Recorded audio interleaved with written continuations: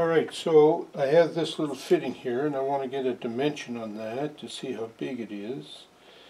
And it's 11.6 millimeters. How many inches is that? Oh look, I can just switch this over. That's 0.46 of an inch. Alright, so then the inside diameter of this hose is 0.44 of an inch, or 11.3 millimeters, 11.6 millimeters, so that should just about fit in there okay.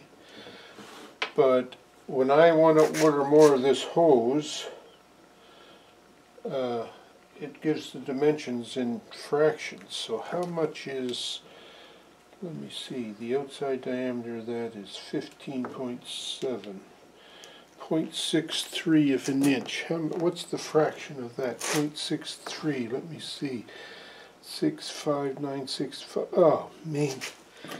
Oh, well, I can measure it this way, I guess. I can take my rule and I can measure that. And that looks like it's about 5/8 of an inch. I wonder, is it close? Ah, gee, it's so confusing when you're trying to figure out. Like, here's a piece of pipe. Let me measure this. This pipe is 0.63. And that hose is 0.61.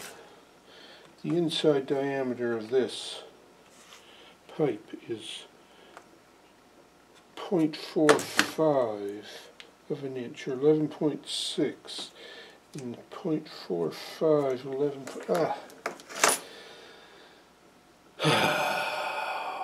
measurements.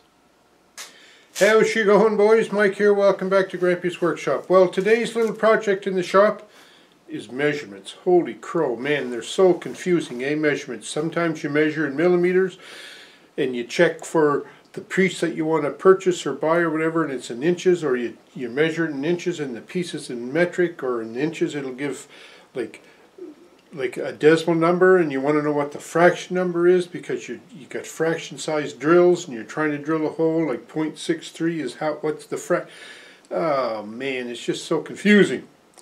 Anyhow, what I'm up to today in the shop is I might have a solution to that. So let's have a look and see what that solution might be. Okay, this is just an example of something that might happen. Hey, I got a piece of tubing here, and I need to put a fitting in that, right? So I have these little fittings. These are 1/2-inch PEX fittings, and I'm trying to fit them to this piece of soaker hose for a project in Annie's garden. So I measure the inside diameter. It measures 8.7 millimeters. Well, how many inches is that? Well, it's easy to figure out on this. You just push that button and it'll tell you. It's 0.34 of an inch. So what size fitting do I need? When I go to the store, what size fitting? I need to get a 0.34 inch fitting? No, they don't make 0.34 inch fittings. So like what's 0.34? What's the fraction equivalent of 0.34? Oh man. You know. Well, you do the math. Anyways, what I can do is get a list of fractional equivalents. You get your fractional or decimal equivalent charts. Here's one here. And you start looking at that. And I measured, what did I say that was? I forget. 0.34, right? 0.34. So you start looking at this, first of all you need to get your glasses on, and you look, and there's just, the numbers are so small, eh? Like I'm sure they could make them bigger if they wanted. Well, in fact they can, look. I got a bigger one here. Isn't that nice? 0.34, so then you start looking, 0.34, 0.34, 0.34, here we go. Oh, this is even a bigger one, look at that, even better. 0.334, that's 11/30 seconds. Oh yeah, alright, now we're good to go, alright.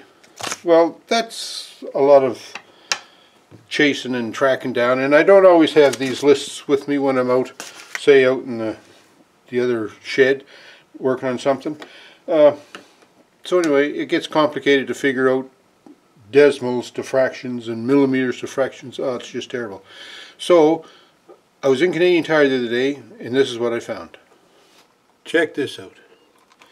It's an electronic caliper with fractional digital display. You think I died and went to heaven. Okay, let's open this up. These packages you get for Canadian Tire, they got this blister pack on them, and it's just poison to open. And you have to be careful when you cut them, that when you then start to open them, that you don't cut your finger off, because the edges of that plastic are just like a knife. Anyway, what do we got here? User's manual.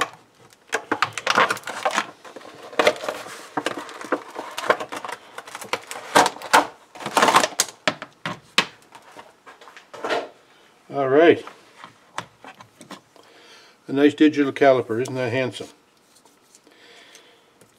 Comes with a battery. Oh, and a spare battery too, look at that. So let's put the battery in it, right here.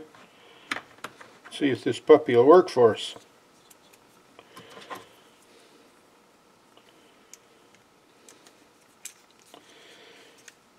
And a nice case too, by the way. But anyway, look at that. It works. 0. It also has a depth gauge on it, which a lot of verniers don't have these days, and it's metal, so not a bad deal. Canadian Tire had these on special the other day. Anyway, power on, power off. You can zero it. I wonder if you just say move it there, can you zero it? Yes, you can. Look at that. Okay, so you can zero it. But this is the feature that I like. So I'm trying to measure my hose, right? And I measure with my old verniers, which by the way don't have a depth gauge on them. But anyway, these were pretty nice. So I measure it with my old verniers, and it measures, well, it did measure 0.34. What's going on here?